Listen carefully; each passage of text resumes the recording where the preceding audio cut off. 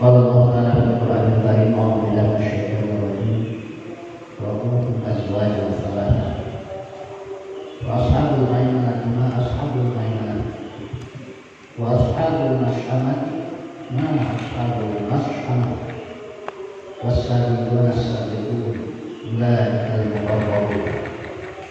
Sadaqallahu alaihi wa sungguh masihkan mukmin yang sama-sama berharap dari Allah Subhanahu wa taala. Mari kita panjatkan bersyukur kepada Allah yang sampai hari ini kita masih diberi kesempatan hidup. Tentunya kita bersyukur dipanjangkan umur, digunakan untuk beribadah, sesuatu yang luar biasa. Rasulullah bersabda, orang yang beruntung di antaranya adalah orang yang diberi umur panjang digunakan untuk taat, untuk beribadah kepada Allah. Kenapa demikian? Karena semakin panjang umur, maka kita semakin banyak mengumpulkan poin-poin pahala, ya, ganjaran yang memang. Tapi begitu Nabi Muhammad, amaru ummati baina sittina wa sab'in, kata Nabi, umur umatku rata-rata antara 60-70, rata-rata ya, karena beliau sendiri juga tidak lebih dari 3 tahun, lebih 3 bulan 13 hari. Tepat meninggalnya sama dengan kelahirannya. Jadi kalau ada yang memperingati kelahiran Nabi namanya Maulid, ya, itu sama memperingati kematiannya juga. Kenapa? Karena beliau hari sama meninggalnya, bahkan bulannya. Yang sekalian yang saya muliakan, mari kita lanjutkan kaji kita. Baru sedikit, ya, baru sampai ayat ke-7 di mana surat Al-Waqiah ini di awal-awal sangat mengerikan karena terjadinya fenomena yang tidak pernah terjadi sebelumnya. Walaupun ada banyak dalam 1 menit, tidak kurang dari 10 kali terjadi gempa di muka bumi, dan skalanya tentu berbeda-beda. Umumnya kecil skalanya, tapi gempa di Jogja beberapa waktu yang lalu itu cukup mengerikan, ya, karena di samping, ya, sebelum terjadinya gempa, bahkan berbarengan dengan gempa itu suara yang mengerikan bersuara. Jamaah sekalian saya muliakan, setelah terjadi kehancuran alam nanti, kiamat namanya, kiamat kubro namanya, maka proses cukup panjang. Tetapi di sini dalam Al-Quran Allah dengan bahasa yang singkat saja, walaupun proses nanti tidak demikian, artinya makan waktu yang hanya Allah yang Maha tahu. Wa kuntum azwajan salasa, dan kamu nanti, hai manusia, di akhirat akan terbagi menjadi 3 golongan besar.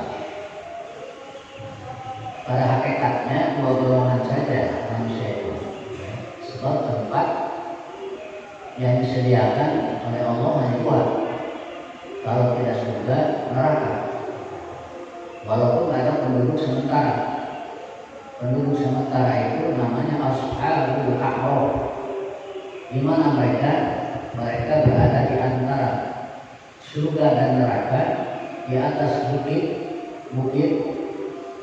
di mana kalau ada udara yang berhembus dari surga, mereka ceria, girang, senang, bahagia, nyaman, kondusif, baru anginnya saja senang mereka.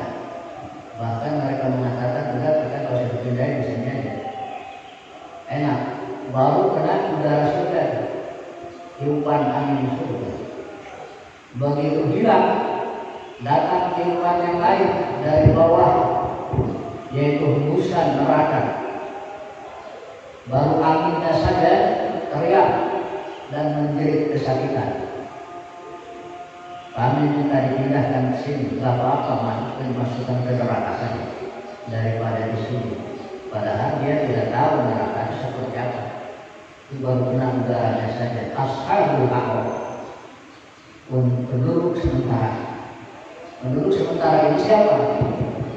Mereka yang pertama amalnya 50-50. Begitu ditimbang amalnya 50-50. Amal baiknya 50, amal dosanya 50. Bagaimana ceritanya? Maka kalau bertanya, Ustaz, emang kalau di akhirat ditimbang amal manusia nanti ada yang sama gitu? Maksudnya tadi ada. Umumnya kalau nggak berat ke kiri, ke kanan. Kalau tidak berat ke kanan, ke kiri. Tapi ini seimbang ini. Nah, kata Allah itu dulu, ya, sementara. Kemudian lagi amalan orang yang pernah normal, ya. Orang setelah balik, ya, setelah balik dia punya amalan, tiba-tiba terganggu akalnya, alias majnun. Sedikit amalnya. Kenapa? Karena dia diserang oleh majnun, penyakit gila. Maka itu pun juga ditempatkan sementara. Amal yang baik ini walaupun sedikit, nanti pada akhirnya Allah akan memasukkan ke dalam surga. Tetapi ashabul a'raf ini adalah penduduk sementara dan mereka menunggu masuk Allah. Sampai kapan? Sampai manusia selesai diadili, baru ada keputusan Allah. Ada sekelompok orang yang hampir sebentar ke neraka, jangan langsung ke surga. Tapi umumnya mereka karena di situ juga sudah mendapatkan sebagian daripada siksa, ya. Ketika kena hembusan udara angin dari neraka, maka mereka dipersilakan untuk langsung saja dikawal oleh malaikat masuk ke dalam surganya Allah Subhanahu wa Ta'ala. Kembali lagi, di mana dalam surat Al-Waqiah ini terbagi pada 3 golongan, 3 kelompok besar manusia.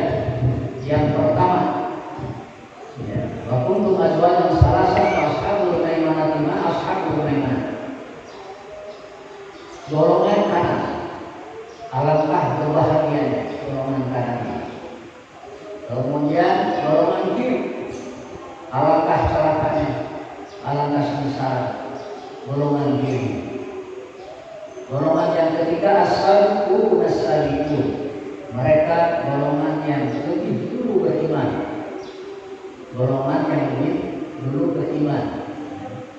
Sabiqun as-sabiqun. Ulaika al-muqarrabun, golongan ini golongan yang didekatkan kepada Allah.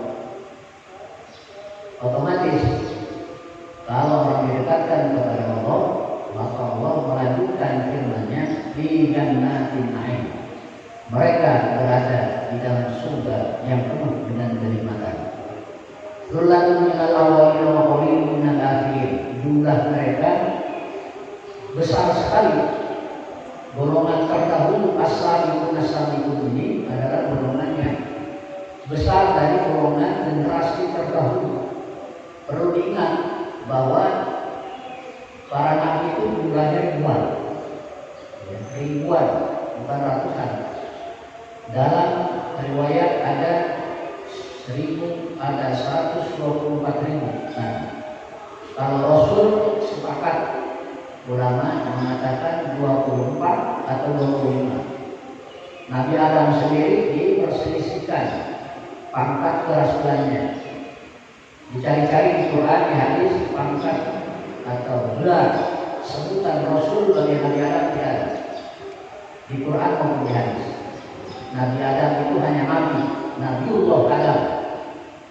Pangkatnya tidak disebut kerasulannya, tapi walaupun demikian tetap beliau mendapatkan wahyu ya untuk membimbing anak-anaknya, bahkan syariat generasi 10 kebelakangnya sebelum Nabi Nuh diputus. Walaupun Nabi Idris itu juga keberadaannya sebelum Nabi Nuh, tapi singkat ceritanya Nabi Idris itu Adam, Idris, Nuh, Hud, Soleh, Ibrahim, Lut, Ismail, Ishak, Yakub, Yusuf, Ayub, Suhaib, Musa, Harun, Zulkifli, Zakaria, ya terus sampai 25 ya.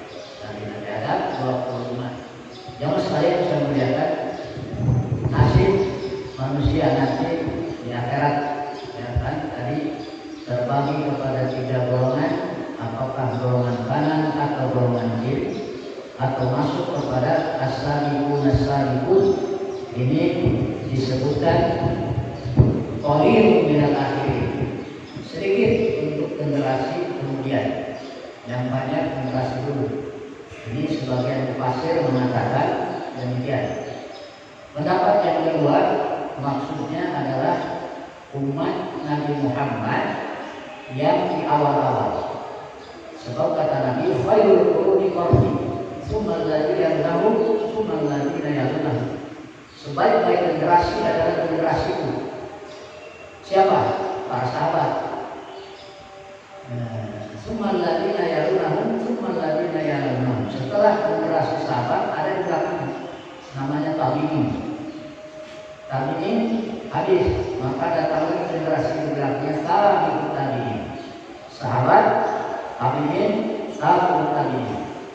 Apa itu tabi'in? Tabi'in adalah generasi yang mengikuti cara bagaimana bersahabat, bagaimana sahabat Nabi berislam, bagaimana cara mereka mempercayai Allah sebagai Tuhannya dengan sifat-sifat yang sempurna, dan juga bagaimana cara ubudiyah, cara ibadah, ritual seperti halnya sholat, saum dan lain sebagainya, ibadah haji, itu semuanya kami ini mengikuti cara sahabat generasi pertamanya. Dan Nabi mengatakan sebaik-baik generasi, artinya mereka masih benar-benar lurus mengikuti apa yang diajarkan oleh Rasulullah. Kemudian di belakangnya lagi tabi'in, mereka mengikuti generasi kedua, sebab tidak ketemu dengan generasi pertamanya. Ini pun Nabi menjamin ya, generasi ketiga termasuk generasi terbaik. Kelompoknya cukup besar. Setelah itu rusak generasi ini ya. Namanya timbul ulama sekolah ya. Jadi kalau bicara siapa itu ulama salaf, ulama salaf adalah generasi pertama, kedua, ketiga. Siapa ulama sekolah setelah generasi ketiga? Sudah banyak perbedaan ya. Baik dari sisi ubudiyah maupun dari i'tiqad ya, keimanan, keyakinan, akidah, mereka banyak yang berbeda dengan generasi pertamanya. Lalu keluar sabda Nabi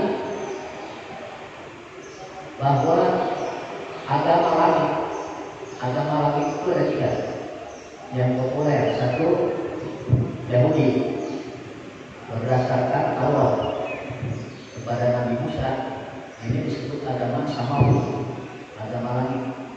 Kemudian Nasrani ya, Nabi Isa berdasarkan Injil, juga firman Allah Subhanahu wa taala dengan Al-Qur'anul Karim yang diturunkan, yang diberikan kepada Nabi kita Muhammad SAW, juga disebut samawi, agama samawi.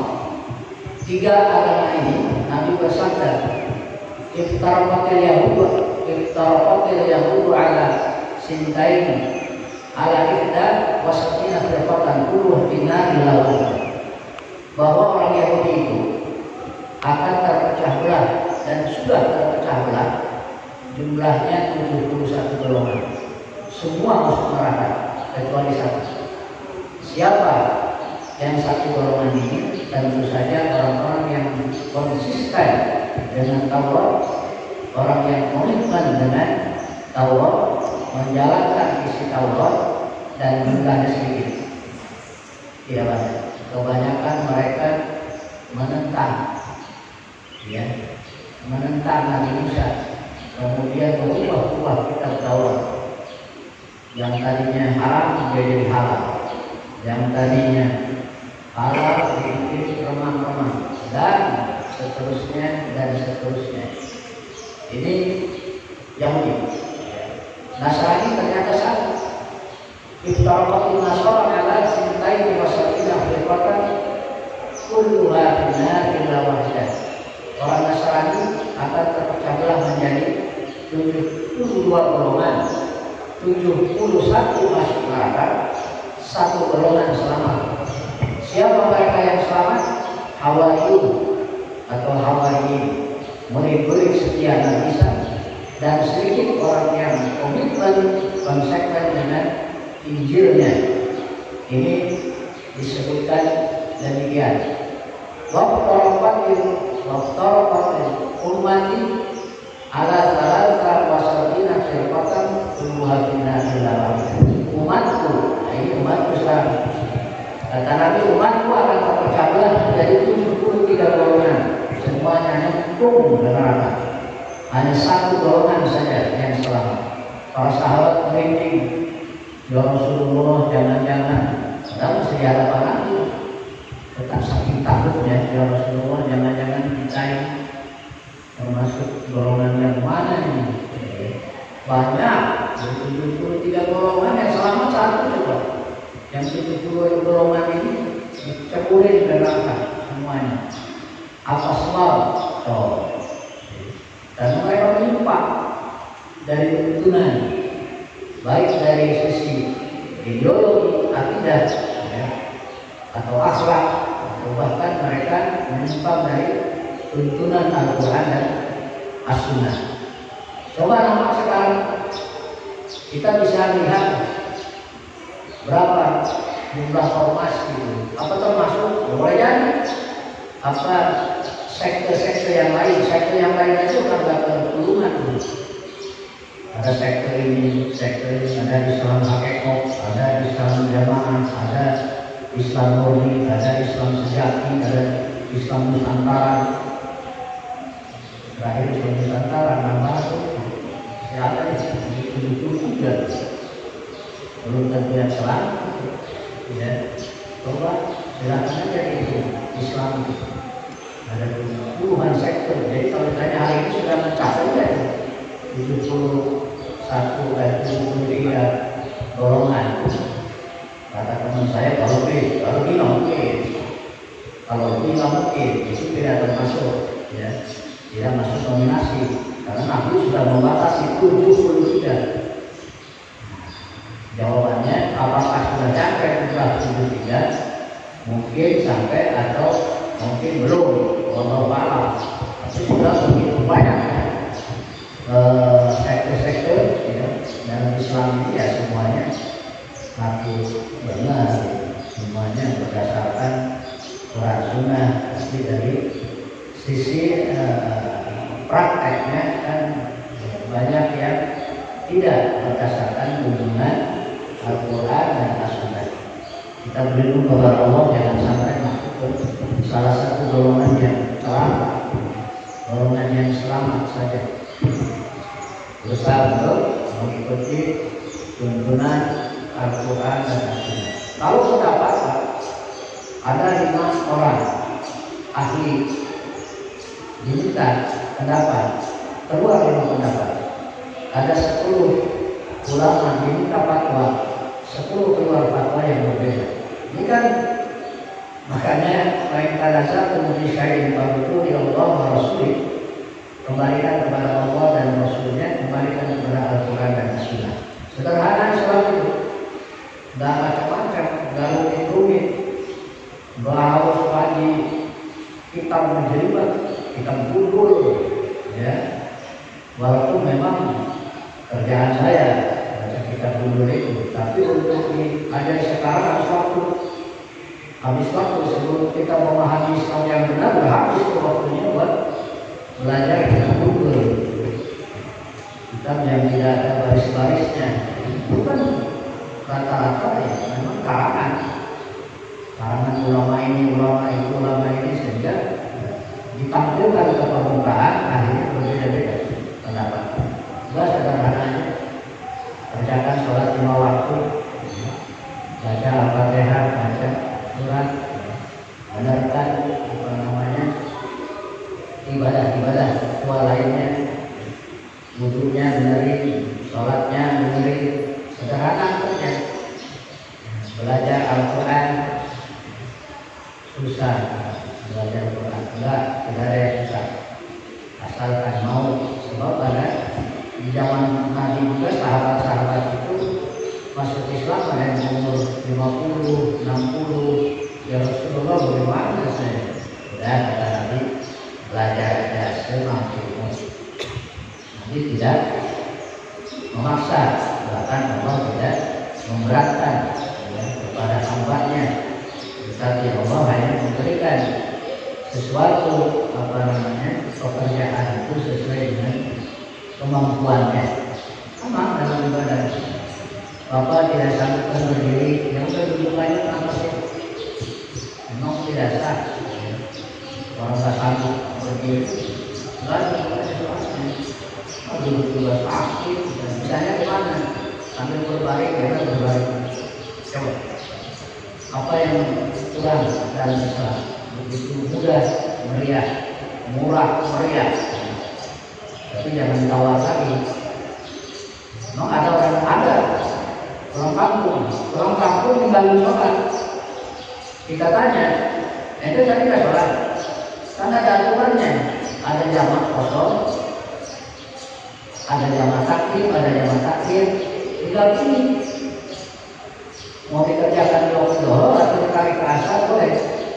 Asarnya 2, dohornya 2. Dikerjakan dalam satu waktu. Kalau waktu dohor namanya jamak takbir. Kalau di bawah asar namanya jamak takbir. Yang 4, yang 2, asarnya 2, dohornya 2. Murah kayak itu. Dia tidak sholat. Oh, maklum. Kan ada pulang kampung. Jadi badan juga kayak kotor itu bukan najis. Badan kita berkeringat, berdebu itu suci, ya. Kalau wudhu sholat, tapi kalau kena air penting, itu masalah lain, ya. Maka itu najis, harus diganti pakaiannya. Tapi kalau kena debu, kotor, baju, celana, kerjakan sholat. Dan kotor itu suci, tidak mengganggu. Tapi kalau kotoran tadi yang nempel, maka itu harus dibuang, ya, harus dibersihkan. Jangan sekalian bisa membiarkan. Kembali lagi ke surah Al-Waqiah. Setelah Allah menjelaskan asal itu mulai dari di jannatin na'im, tullatu minal awwalina wa qalilun minal akhirin. Nah, wa ashabul maimanati ma ashabul maimanah wa ashabul mas'amati ma ashabul mas'amah. Di sini Allah Subhanahu wa taala katakan kita ayatnya apa setelah mereka dimasukkan ke dalam surga yang penuh dengan kenikmatan, Allah melanjutkan memberitahukan penduduk surga atau penghuni surga ala sururin mawdunatin muttaqina 'alaiha mutaqabilin.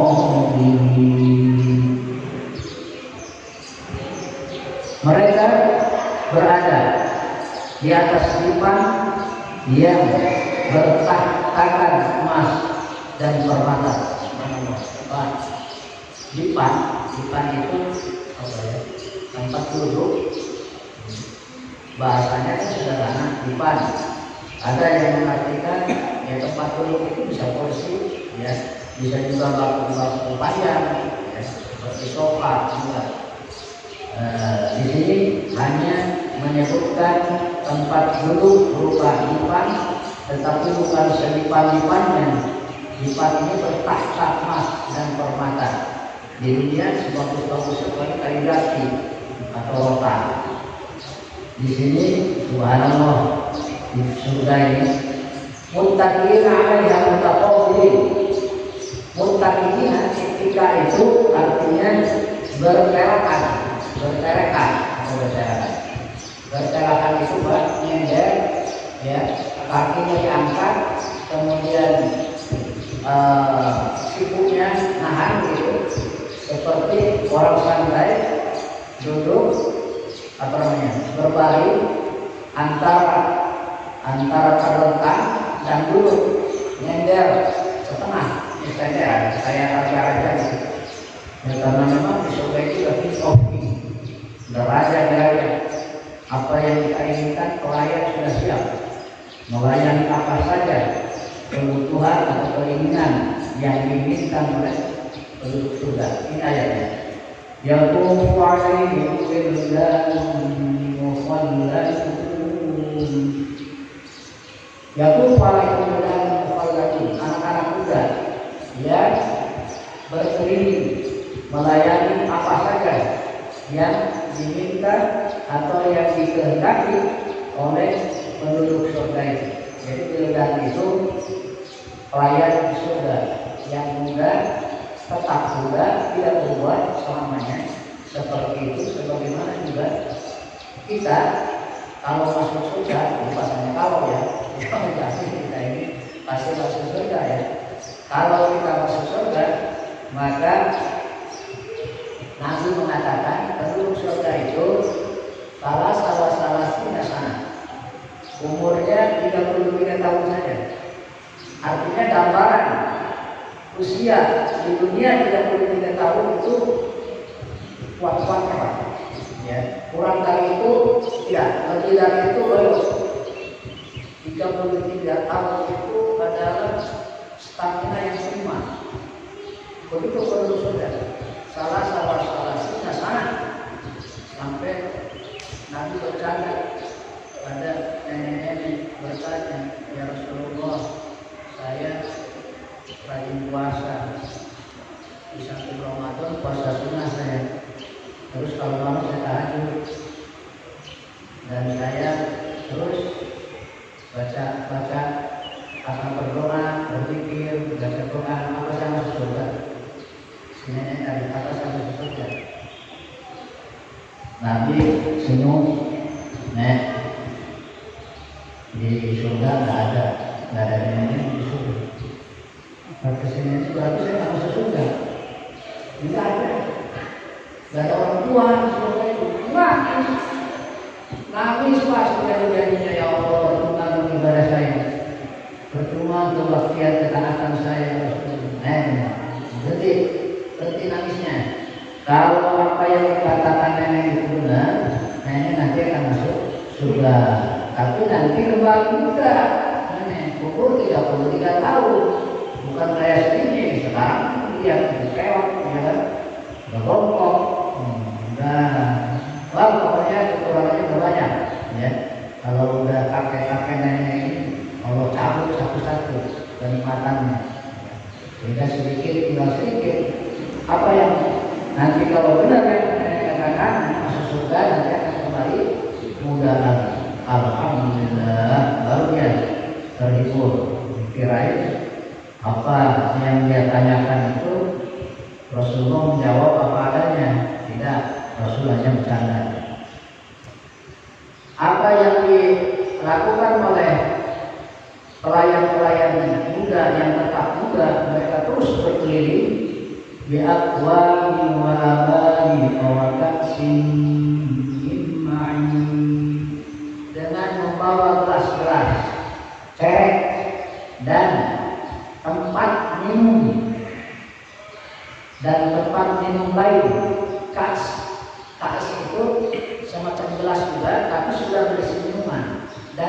namanya itu minuman khamr. Apa khamr? Khamr itu minuman keras. Kalau di India tidak boleh.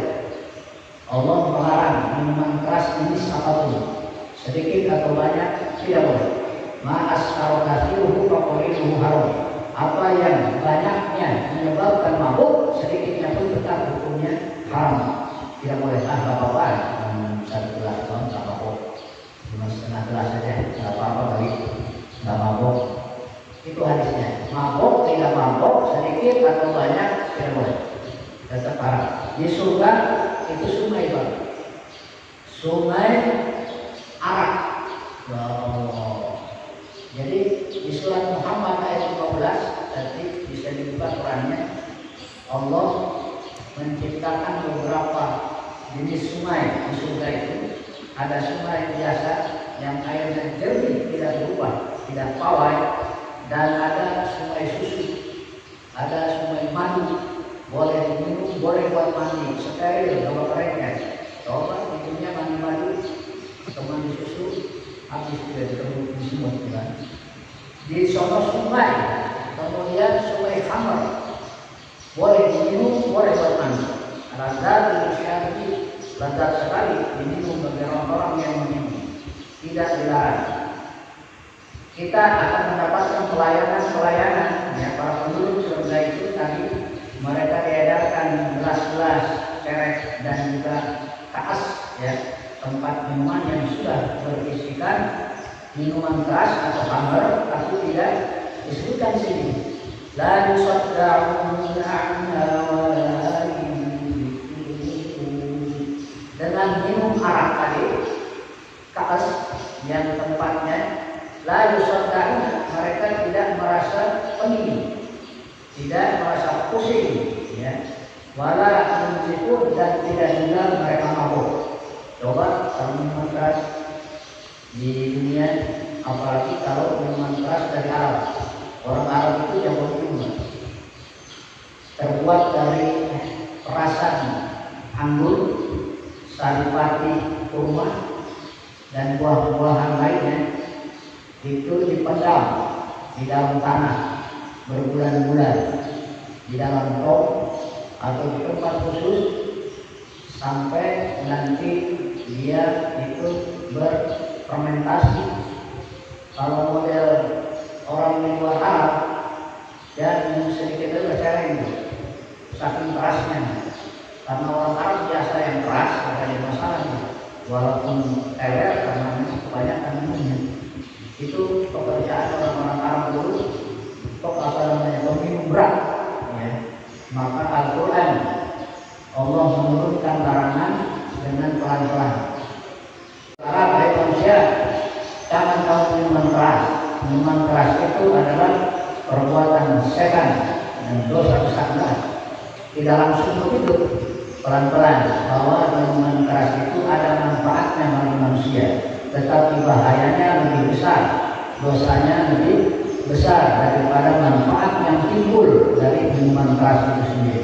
Pelan-pelan, tidak sekaligus. Maka Allah Maha tahu, sehingga orang Arab setelah mereka sudah meyakini ya dengan mantap keimanannya, maka tidak berat meninggalkan itu sampai apa-apa. Umar bin Khattab, kata Umar, saya menjadi kesaksian ketika surat An-Nisa, larangan judi dan khamr itu adalah perbuatan setan dan Allah memerintahkan untuk meninggalkan dan menjauhinya, maka parit-parit kota Madinah banjir. Parit-parit kota Madinah banjir oleh minuman keras. Semua orang Arab itu punya simpenan, baik di Mekah maupun di Madinah, itu punya simpenan berdrum-drum. Tahu gak drum? Drum itu kaleng yang besar itu ya, kaleng yang besar, itu namanya drum. Itu di rumahnya mereka punya simpenan minuman keras karena mudah memproduksinya, setiap orang bisa. Itu begitu turun larangan Allah, ditumpahkan semuanya, banjir parit-parit kota Madinah. Kata Umar bin Khattab, saya menjadi kesaksian bagaimana mereka patuh dan taat kepada Allah. Jadi kita lihat keberadaan penduduk surga. Wafakihatun